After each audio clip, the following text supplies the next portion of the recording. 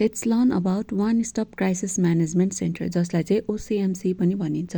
यो चाहिँ त्यस्तो फेसिलिटी हो जुन चाहिँ हस्पिटलमा हुन्छ र यसले चाहिँ कस्तो खालको सर्भिस प्रोभाइड गर्छ त, जेन्डर बेस्ड भायोलेन्स बाट सर्भाइभ हुनुभएको सर्भाइभर्सहरूलाई चाहिँ रेन्ज अफ सर्भिसेसहरू प्रोभाइड गर्छ। यो चाहिँ 2012मा इस्टाब्लिस्ड भएको हो र युजली सबै हस्पिटलहरूमा चाहिँ प्राय हुन्छ होइन। अब यसले प्रोभाइड गर्ने सर्भिसेसहरू चाहिँ कस्तो खालको हुन्छ भन्दाखेरि हामीले त्यसलाई कसरी मेमोराइज गर्न सक्छौँ त, हेल्प सर्स भनेर याद गर्न सक्छौँ होइन। अब हेल्प सर्समा चाहिँ H stands for health services. Health सर्भिसेसमा कस्तो कस्तो सर्भिस दिन्छ त, एउटा भनेको हेल्थ हिस्ट्री, एक्जामिनेसन, ट्रिटमेन्टहरूको रेकर्डिङहरू राख्ने भयो भने त्यो सँगै जेन्डर बेस्ड भायोलेन्स सर्भाइभर्स र those affected by gender based भायोलेन्सहरूको चाहिँ रेकर्डहरू राख्ने भयो।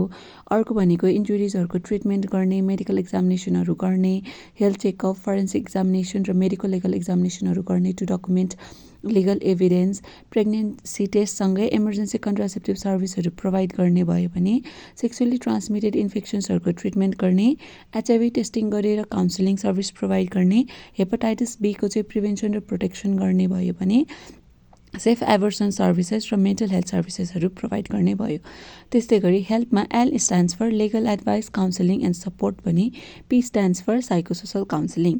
अब सर्समा चाहिँ के हुन्छ त, H stands for security, I stands for information education and empowerment, R stands for rehabilitation, S stands for safe home services.